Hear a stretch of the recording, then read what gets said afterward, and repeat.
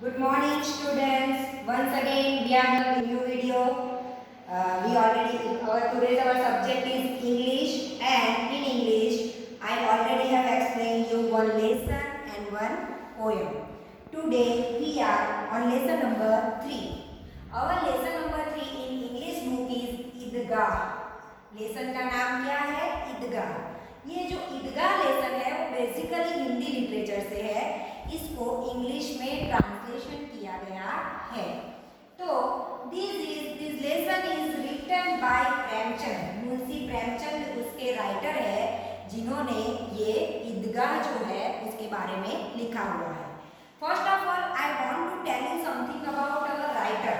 जब हम कोई लेसन पढ़ते हैं या कोई पोएम पढ़ते हैं तो वो चीज़ जिसने लिखी है उसके बारे में भी जानना बहुत ज़रूरी होता है.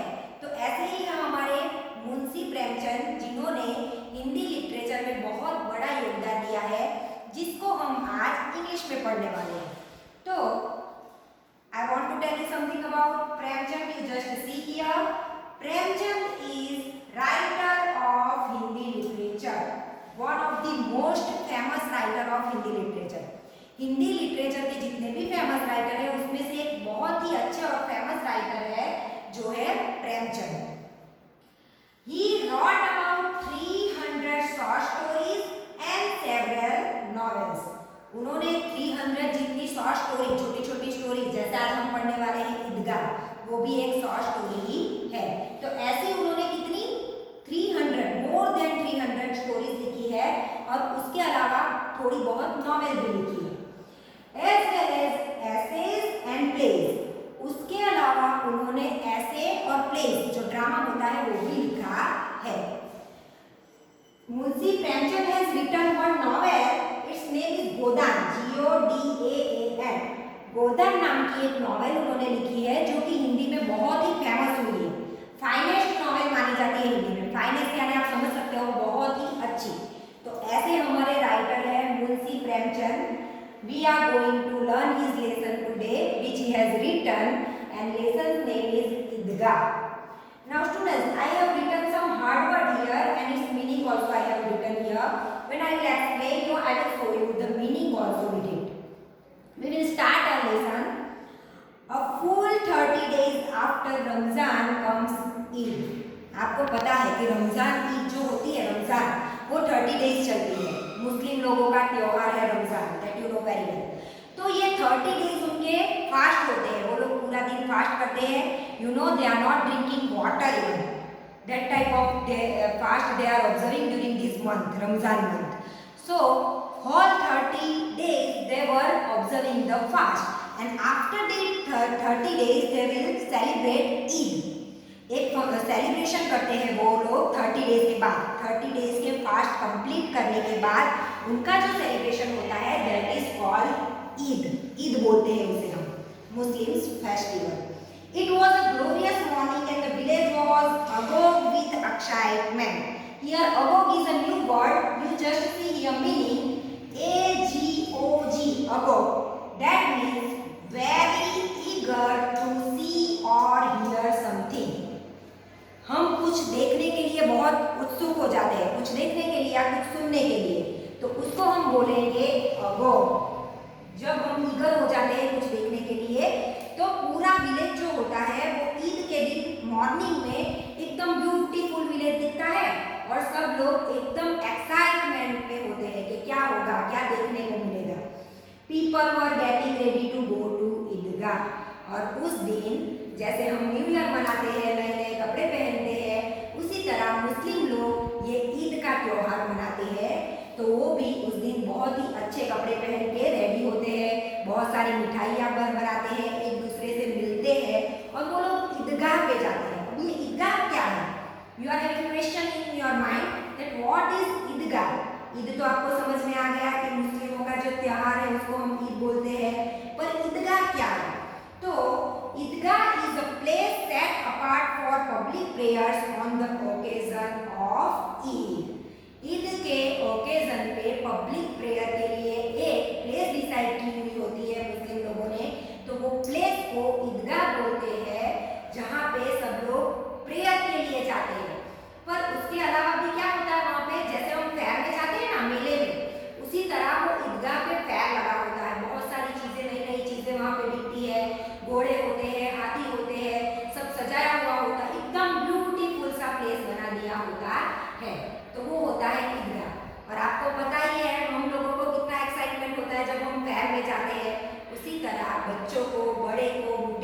सबको ईदगाह पे जाने का बहुत ही एक्साइटमेंट होता है। But the happiest of all was Hamid, a little boy of 4 or 5. सब खुश थे, लेकिन उसमें से सबसे ज्यादा खुश एक बच्चा था जिसका नाम हमीद था। हमीद बहुत ही खुश था, जो 4 या 5 ईयर का बच्चा था। यहाँ पे ये स्टोरी लिसन स्टूडेंट्स, ये स्टोरी जो है वो पूरी हमीद और उसकी दादी के बारे में है। तो ये जो हमीद है वो छोटा सा ही बच्चा है 4-5 ईयर का। तो यहाँ पे प्रेमचंद हमें कहते हैं कि ये जो बच्चा होता है वो ये पैर में जाने के लिए और ईदगाह पे जाने के लिए बहुत ही एक्साइटमेंट में होता है और बहुत ही खुश होता है। He lived with his grandmother Amina, और ये जो है बच्चा हमीद वो उसकी ग्रैंडमदर के साथ रहता होता है। उनकी ग्रैंडमदर का नेम है अमीना।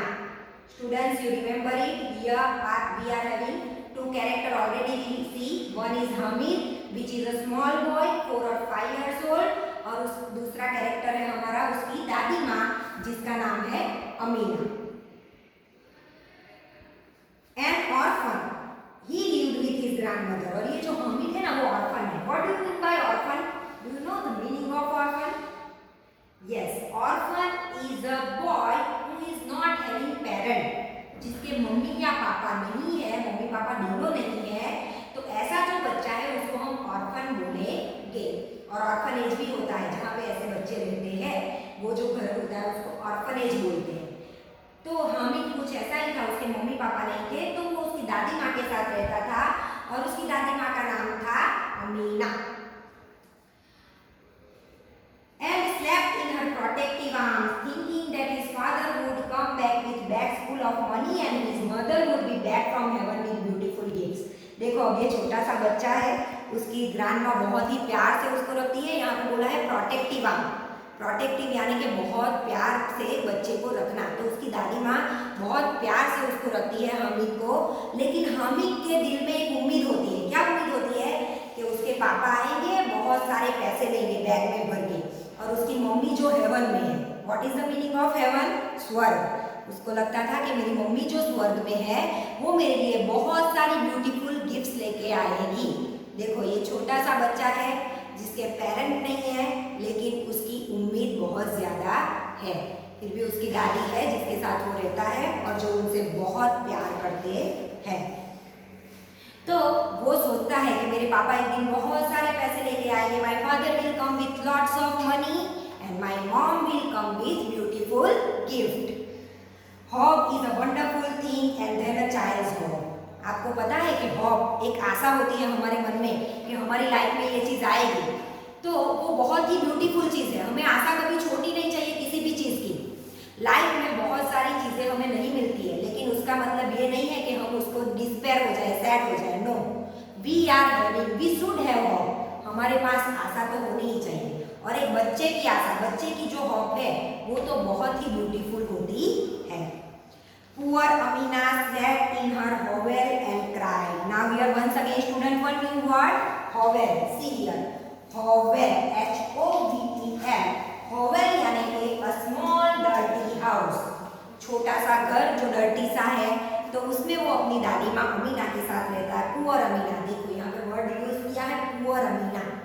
पुअर यानी कि उनकी कंडीशन बहुत ही खराब होती है। वो लोग एक होवेल यानी कि छोटे से घर में रहते हैं। तो poor Amina sat in her hovel and cried. अपने घर में वो उसकी दादी बैठी हुई थी और रो रही थी। It was Eid and she didn't have a grain of food in the house. आज बहुत बड़ा त्योहार था उनका और उनके घर में एक छोटा सा अनाज का दाना भी नहीं था। ग्रेन यानी कि अनाज जिसे हम बोलते हैं फूड। तो उनके हाउस में फूड बनाने के लिए कुछ अवेलेबल नहीं था, तो वो बैठ के रो रहे थे उसकी दादी। She was filled with gloom and despair. Here gloom is a new word. Gloom यानी कि sadness और despair. See here gloom. Gloom यानी कि sadness and despair यानी कि the feeling of having lost all hope. उसकी दादी को कोई होप आशा रही नहीं थी और वो बहुत ही सैड थी। Why? Because they are very poor and they are not having a grain in their home.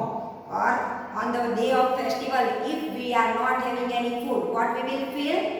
We will feel sadness. Just like that, Amina also very sad on that day. gloom and despair when Hamid entered the hut and said, "You mustn't worry, Amma. I will be back before anyone else." तो जब उसकी दादी माँ जो है वो रो रही होती है और बहुत सैड होती है, उसी टाइम पे हामिद उसके घर में एंटर होता है और बताता है कि दादी आप बिल्कुल भी चिंता मत करना, मैं सबसे पहले जाके आ जाऊंगा। अमीना फेल्ट हर टाइटनिंग अराउंड हर हार्ट। अभी अमीना को और भी उसके हार्ट में लगता है, बहुत ही सैड फील होता है। Other children were all going with their fathers, but Hamid had no one to accompany him. अब ये सब जो है वो ईदगाह पे जा रहे होते हैं, तो बाकी के जो बच्चे होते हैं उनके साथ उसके फादर्स होते हैं या फिर ग्रैंडफादर्स होते हैं, पर हामिद जो होता है वो एकदम अकेला होता है। उसके साथ उसकी कंपनी देने के लिए, ईदगाह पे जाने के लिए उसके साथ कोई नहीं होता। He had no shoes and had walked 3 miles. 3 mile जितना चलना था और ये छोटे से बच्चे के पास शूज भी नहीं था। आप सोचो, हम अगर घर से बाहर निकलते हैं, दूसरे के घर पे जाते हैं तो चप्पल पहन के जाते हैं, we are wearing chappals, but this Hamid has no shoes, no chappals, so he was going in naked legs. उसके पास पैर में पहनने के लिए कुछ भी नहीं था, ना उसके पापा थे और उसको 3 माइल चल के जाना था। He had get blister. Blister is a new word here. See here, blister. B-L-I-S-T-E-R. Sores on the skin caused by friction on running. अगर कुछ जलने की वजह से या इसके साथ घिसने की वजह से हमारे पैर पे अगर कुछ आ जाता है जो घाव, उसको हम बोलेंगे sores. He had get blister. उसके पैर में sores भी आ जाएंगे. There were only 8 पैसा in the house. 3 in Hamid's pocket and 5 in Amina's pouch. अब पूरे घर में टोटल मिला के उनके पास कितने पैसे थे? Only 8 पैसा। उसमें से 3 जो थे वो हमीद के पास थे और बाकी के 5 जो थे वो उसकी दादी के पाउच में थे। तो कुल मिलाकर 8 पैसे उनके पास घर में थे। The villagers started for the fair. सुबह हो गई थी, सब ईदगाह पे जाने के लिए स्टार्ट हो गए थे। Hamid was walking along with the other children. Hamid भी दूसरे बच्चों के साथ चल के जा रहा था। Why were they walking so slowly? Whatever caught their eyes, they would stand and gap at in the wonder. और सब बहुत slowly चल रहे थे। क्यों? क्योंकि रास्ते में कुछ उनको अच्छा दिखता था तो वो उसको देखने लग जा रहे थे। और फेयर में आप सब जानते हो कि अलग-अलग चीजें होती है, तो वो खड़े हो जाते थे देखने के लिए, इसलिए सब स्लोली चल रहे थे। हामिद भी जा रहा था बाकी बच्चों के साथ। Hamid felt he had wings on his feet. चलना था इतना सारा पर फिर भी बहुत ही खुश था हामिद, जैसे कि उसके पैर में पंख आ गई थी। क्यों? मैंने आपको जैसे बोला कि वो फेयर में जा रहे थे। Suddenly they could see the Idgah, और वो लोग ईदगाह के पास पहुंच गए थे तो उनको वो चल रहे थे, वहां से ईदगाह दिख रहा था। There were row upon row of worshippers as far as eyes could see. Row यानी कि लाइन, वहां पे worshippers की यानी कि जो प्रेयर करने वाले थे उनकी लाइन बनी हुई थी ईदगाह पे। वो लोग उस दिन ईदगाह पे प्रे करते हैं, तो वो सारे लोगों की लाइन जितने दूर से आप देखोगे तो बहुत लंबी लाइन ऐसे रो दिख रही थी। Spilling well beyond the mosque to courtyard. जितना मॉस्क दिख रहा था उसका कोर्टयार्ड दिख रहा था, बाहर का एरिया पूरी रो बनी हुई थी वर्शिपर की। Here neither wealth nor status matters because in the eyes of Islam all men are equal. यहाँ पे कोई पैसे वाला कोई गरीब नहीं था, जितने भी लोग थे लाइन में बैठ के ऐसे प्रेयर कर रहे थे। तो हम जानते हैं एक भगवान का घर जो होता है वही ऐसी जगह है where all men are equal, no rich no poor, everyone are equal there. और इस्लाम की यहाँ पे बोला है कि इस्लाम की नज़र में सारे लोग एक जैसे हैं। सिर्फ इस्लाम नहीं, कोई भी धर्म में आप जाओगे, कोई भी धर्म पुस्तक देखोगे, सब में ऐसा ही माना गया है, कोई पुअर कोई रिच नहीं है, कोई छोटा कोई बड़ा नहीं है। सब भगवान की नज़र में सब इंसान एक जैसे हैं, भगवान के लिए सभी उसके चिल्ड्रन हैं, बच्चे हैं।